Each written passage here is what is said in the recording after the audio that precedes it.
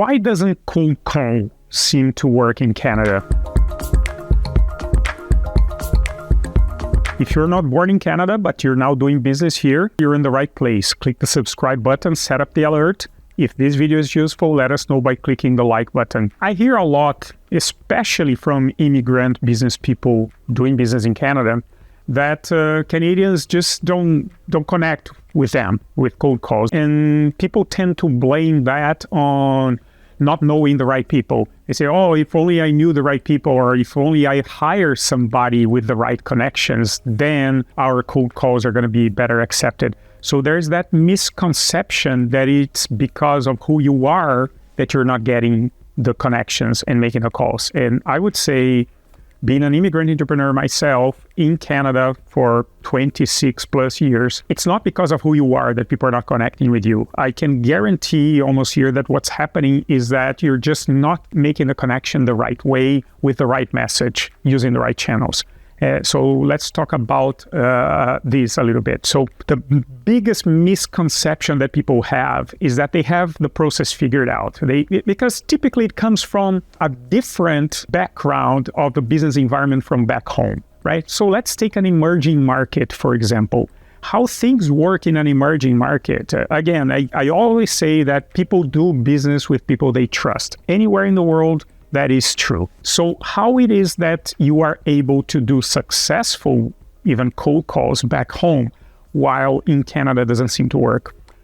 The first thing to remember is that probably what we think was a cold call at home, it's not even a cold call. It's we already have like a certain type of things in common with the person who's taking our call. And we just didn't even think about it, right? And this transpiring the message that we have, the way we're reaching out to people, there is a common understanding about how things work.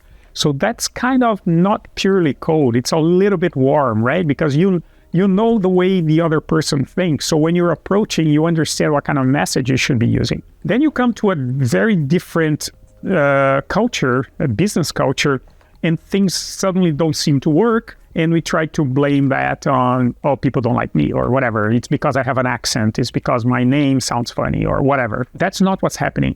What happens is that the approach from an emerging market typically is, oh, we're great at solving problems. And we tend to talk a lot about ourselves. Oh, look at our track record. Look at the demonstration of how we come from a good place, how we have a track record having sold first to big clients and how we are good at solving problems. So typically that first meeting, people are looking for a problem-solving kind of meeting. Yeah, you make the call and say, hey, you have this type of problem. We're really good at solving problems. Oh, you don't have this problem? No, don't worry. We can also solve that other problem. So when there is that connection, people tend to identify already because in emerging markets, creates trust. It's your ability to be flexible and creative and resourceful in solving problems. Creative, resourceful in terms of navigating, understanding the problem, and then presenting a creative solution for that. In a place like Canada, people are not necessarily looking for that resourcefulness, that creativity, that flexibility.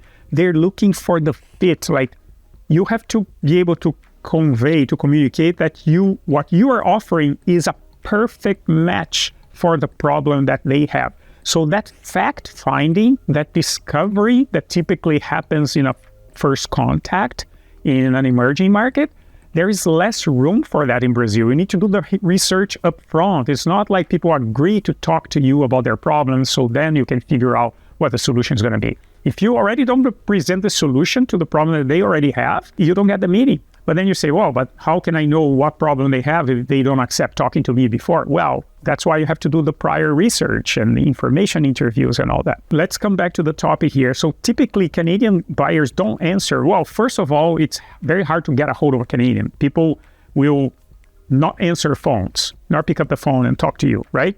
People will, unless it's a very small business that you call and the owner is answering or somebody closer to the owner. But like in a more structured purchasing department, people won't pick up the phone if they don't know who's calling. And worse, don't even call their cell phones, right? Even if you figured out what's their WhatsApp number and all that. People are really reluctant to use those channels. In Canada, it's more these days, I'm recording this video here in April 2025.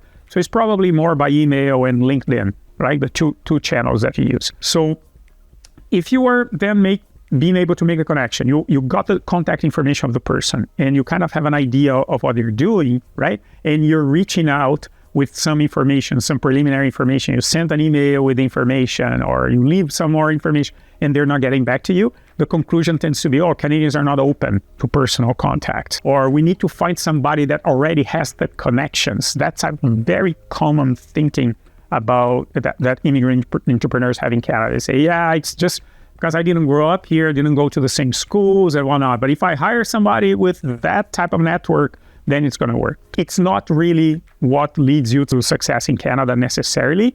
And let me give you a few more details. But before, let me just remind you that we have our platform called Your Business in Canada, where we actually take care of exactly this type of situation.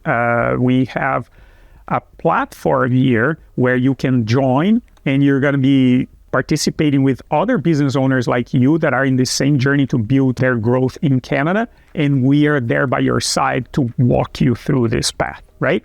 So Your Business in Canada, click more to learn and to come on board. So what typically goes wrong then in these initial contacts to say like, people are not returning my cold calls, or people are not even answering my emails or my calls or my phone. First of all, there may be compliance reasons, depending what type of sector you're talking to. If your buyer has anything to do with what we call here taxpayer money, which essentially is government money, they are going to be extremely careful. And there are very strict rules in terms of not being able to engage with anybody who sells anything. That has to do with the perception of favoritism to one specific supplier, any potential for corruption or anything like that. So, for example, if you want to sell anything to a hospital, they're not going to pick up the phone. They're not going to talk to you. They're not going to answer. They're forbidden to engaging with you if they're from the purchasing department or larger companies or anything that has any public funding. And many times, a lot of private companies as well. The buyers, God forbid, they cannot take a gift. They cannot take, you cannot take them to lunch. You cannot pay. Like, it's very, very strict because of the compliance reasons and perception. We have to avoid corruption, the perception of corruption or favoritism at all costs. The second reason, to be quite honest, is that what you're trying to sell may not be perceived as unique as you think it is. And you say, oh, no, that's not true. What we sell, we don't have no competitors, all that. Sure, I've seen that hundreds of times, where some offering has a very niche, nuanced value proposition that you don't have a direct competition. But we have to remember, competition is not exactly somebody else that sells exactly the same product or service as you. No, competition is just like what is that the client is deciding to do with their money instead of buying from you. So the perception that what you're offering is something that is taken care of by something else. Oh, no, I understand what you're saying, but we already do this internally with our team. Oh, I understand, but we don't have exactly that, but we have this other system here that has a module like yours. It's kind of the same. So the perception of uniqueness is really important. If what you're trying to sell is something that's received, on the other hand, as something that kind of they already have access to, their motivation is gonna drop dramatically. Their motivation to talk to you. They're not, why am I going to waste my time? So you really need to focus on something that's unique and that is directly tied to a problem that you know that they have. They need to have the problem and you need to have the solution. If that perception is not that, you're not going to have the conversation. And remember, if you're bringing something that you think it's unique because it's from a different country, different jurisdiction, or different cost base, remember, this is a country of immigrants in Canada. 23% of the population was born in Canada. In the Toronto region alone, which is the largest metropolitan area, it's 52% of the population was born outside the country. So everybody in and around Toronto and virtually anywhere in Canada already heard several times that pitch, but this is unique because we don't have this yet in Canada, but back home it's fantastic. Like people are, okay, what else?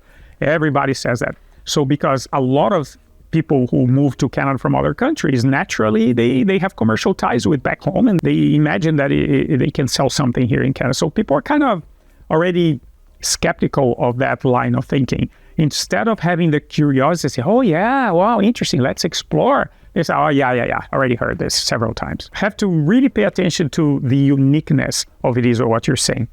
And again, like, if you don't have the preliminary knowledge about how your potential client buys, because they may have specific ways. They may buy through a online portal only. They say, oh yeah, submit your bid, put it there, and then we're going to see who's the best bid, and then we're going to buy. As opposed to, let me issue a proposal directly to you. It has to go through a portal. Some people prefer to buy like at a trade show, at an event. They go, oh yeah, I go once a year to this trade show of my sector, and there I see all the suppliers, and that's when I make my decisions to commit my purchases for the year. If you are not in that trade show, it's useless to be calling the guy during the whole year because they're going to say, yeah, no, you're not in the show. For me, you don't exist. That's where I go and do my benchmarks. I compare all my suppliers. And in many cases, you have consolidation of purchasing, right? You have what we call the integrators, if it's a case of technology. Somebody's not going to buy a specific technology directly from you. They buy from an integrator that puts a lot of technologies together, including yours, right? So if you want to sell to somebody who buys things through an integrator, you have to go through the integrator. You have to find the right channel.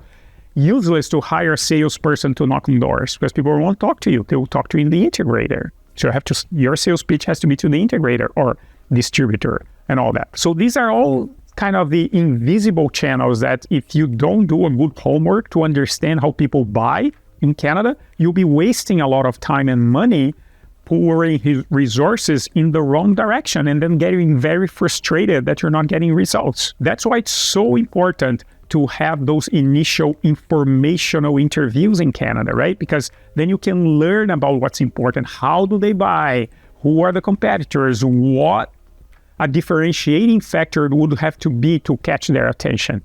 So we have to first invest time and energy in understanding what we are up against, as opposed to preparing what we think is that killer presentation with all the evidence in the world that we have from other contexts and bombarding people and say, hey, buy from me because of this, buy from me because of that. Look how wonderful, oh, it's cheaper, it's better, people are immune to that. If you don't do the homework about why they want to buy and what you are up against, falls on deaf ears. And sometimes, to be quite honest, you're doing everything right. Sometimes you're already doing everything right. It's just the timing is not good, right? Sometimes you catch somebody in the middle of their year end or in the middle of an audit, or they're just going on vacation, or they just lost a key employee that they have to replace. So it's sometimes, although everything is right, you understood already what's the need they have. You were offering from the right angle, but it's just the timing is not right. That's why it's so important to have the sales discipline, implement something like a CRM, right? A customer relationship management software. So